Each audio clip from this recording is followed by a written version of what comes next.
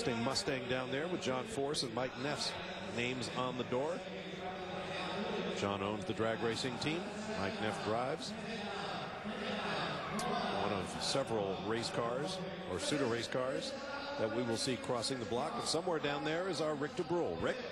With another Mustang. It's lot 970. This is going to be sold on Friday. And if you were looking for a perfect, and I mean a perfect 1970 Ford Mustang, a Boss 302, this is it. And I mean, this is better than the day it left the assembly line. All the panel gaps are just perfect. All the markings are there. And in fact, I think this is going to raise a controversy with especially Mike Joy and Steve when it goes across the block. This is one of those cars that is so perfect you wonder, is it too perfect? Have they gone over the edge? But it'll be interesting to see what kind of money it brings. Because once again, if you're seeking perfection in a Mustang, Boss 302, this is it. Rick, I looked at that car and it is spectacular. Now granted, it's very shiny and those panel gaps are perfect, but under the hood it's got all the right stickers and stamps and finishes and NOS hoses and belts. I mean, it is a spectacular restoration to factory original, although very nicely done spec. Let's go to Rick DeBrule. Out here in the staging lanes, I want to show you a car we showed you the other night. We said this might have a little controversy when it gets to the stage, at least among the purists. This is a 1970 Mustang Fastback Boss 302. Look at all these little markings, the OK, the stickers, everything under the hood. This is one of those cars where you can debate, has it been over-restored? I mean, this is not just good. This is perfect. Every panel gap, look at the panel gap on the doors. Everyone is perfect. The color is perfect. This is literally better than the day it rolled off the showroom floor. And it just raises the question, can you over-restore a car? I tell you, it looks phenomenal from a look standpoint, from a perfection standpoint, but it's that whole point. Do you over-restore a car? And maybe the bidders will answer the question on this. I think my gut reaction is no, you can't really over-restore. Assuming things, I mean, what's better than perfection? You know, Bob, you get into a gray area there because you certainly want to strive for and pay for high quality work. It's tough to ask somebody to do, you know, lousy work. Yet at the same token, at some point they get a little too shiny. So we're looking for the happy medium there.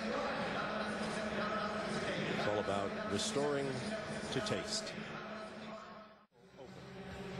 This is the car that Rick DeBrule previewed for us a little bit ago. One of my very favorite Fords of all time, a 70 Ford Mustang Boss 302. And by the way, we call them fastbacks, but we know that it's a sports roof. It's already hit $100,000. That might be part answer to your question, Rick. Let's go under the hood where Mike and Steve are, because the detailing of this Boss 302 engine is spectacular. This car was acquired from the man who had owned it since it was 3 years old. And they tore it completely apart, did a complete nut and bolt ground up restoration, media blasted everything, and you can see it is beautiful. This car is showroom fresh or better. Love it. We just saw a moment ago the cast aluminum valve covers on this Boss 302, which were a new addition for 1970. 69 would have had chromed valve covers, and of course underneath this car the 1969 transverse muffler behind the axle was replaced for 70 with true dual exhaust, which improved power a little bit, but certainly the exhaust note was a lot better in 70. Well, Steve, we're going to get a look here in a second and see if that muffler exhaust system is as you say it is. NOS hoses, all the stamps where they belong. Okay, running down the exhaust system right now. And there they are, true duals all the way, no transverse. This car is right. A textbook Boss 302. Look at that number. 117 is with Miss Amy, and you're out. 120. 17, but you get 20. And 17, you're welcome. I'm out of them on 20. And 17, but you put it in, put it in. 117 makes it number 6 of the auction overall.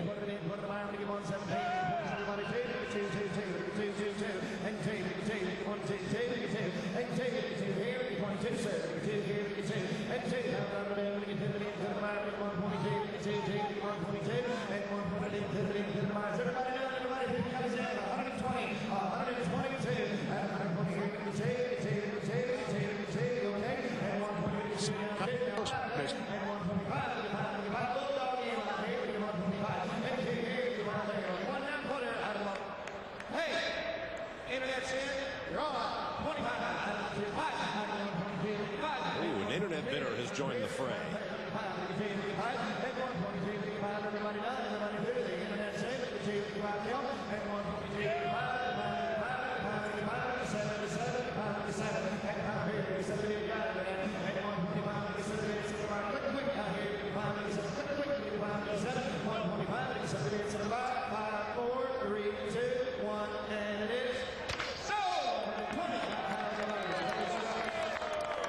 You know, I feel bad for the buyer, Bob, because even though I think he paid a very fair price for the car, he's going to go out and look at this in his garage and say, it is so nice, do I dare drive it?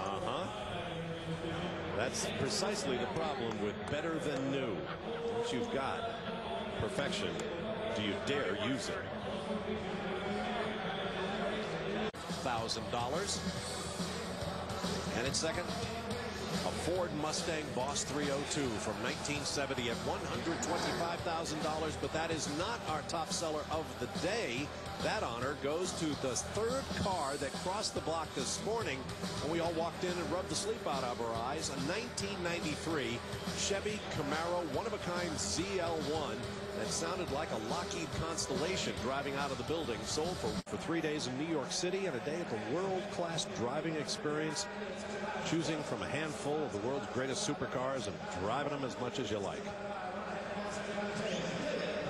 Let's get back to the auction block for lot 1319, a 1970 Mustang Boss 429 Fastback. A little bit ago, we had the only other Boss 429 in the sale up on the block.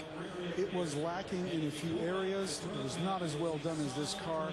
I suspect this one, restored to a better standard, documented to a higher level, and in the very desirable color of grabber blue, will do considerably better. Mike?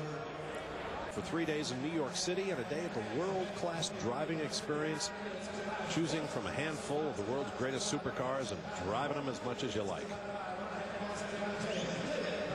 Let's get back to the auction block for lot 1319, a 1970 Mustang Boss 429 Fastback. A little bit ago, we had the only other Boss 429 in the sale up on the block. It was lacking in a few areas. It was not as well done as this car. I suspect this one, restored to a better standard, documented to a higher level, and in the very desirable color of grabber blue, will do considerably better. Mike? This is a beautiful car. Just feeling the rolled fenders for clearance. I mean, this is just gorgeous. The seller says that during the restoration, they took the A-arms, the front lower suspension arms, and in bare metal, dipped them in black paint instead of spraying them, because that's what the factory did. This is gorgeous. We've had a couple of Boss 9s blow the roof at Barrett Jackson, and if this car was here a year or two ago, it would be $300,000 to $400,000. Let's see what it does tonight. Almost to two. Of course, 1970 was a big year for Boss 429 and all dual exhaust Mustangs. The transverse Mustang muffler went away. True dual exhaust. On the hood scoop, of course, 70 goes to a flat black treatment. Otherwise, things are largely the same as 69 Mustang Boss 429s with minor tweaks. James out of the two, out of the two, James out of the two, out of the 200 pound out of the to get out of the two, out of the 200 pound out of the hit the beam, hit the bomb to get out of the two, you better well, out of the 200 pound out of the bomb to get out of the two, here we get two. Fellas, of all the Mustangs that have rolled across the block in the last several days, this is the one I want. Out of the 200,000 out of the two, everybody down the last and final card of 191 2. Oh, let's take a look. It's rolling across our MagnaFlow chassis cam, and that's the way they were born. Next to be lot 1320, a 2008 Chevy Corvette Custom they were Coupe. born. As it sells for $190,000, I'm not surprised. This was a great Mustang. And there's the new owner doing the paperwork.